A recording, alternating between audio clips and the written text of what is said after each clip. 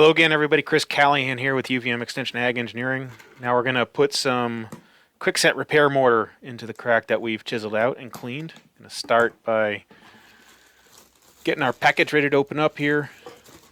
Take a look at the label. It gives you good instructions on how to mix it and safety precautions such as wearing eye protection and wearing gloves. Don't forget the gloves and the eye protection, please.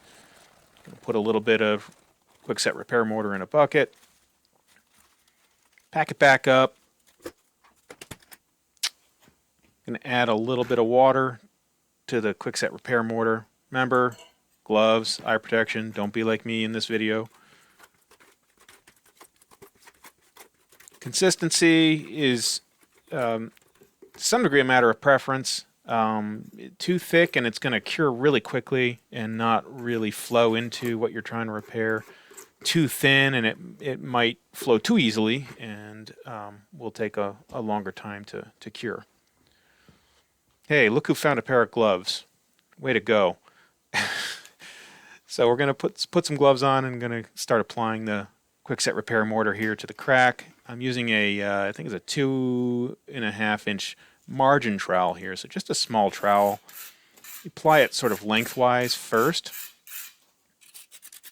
Speed up to have mercy on you all here. Sort of get it started there, and then you're going to come back and even it out.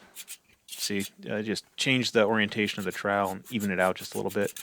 In the next video, I'm going to show you a little trick we learned in experimenting that involves coming back to this with a rubber grout trowel that's typically used for tile work.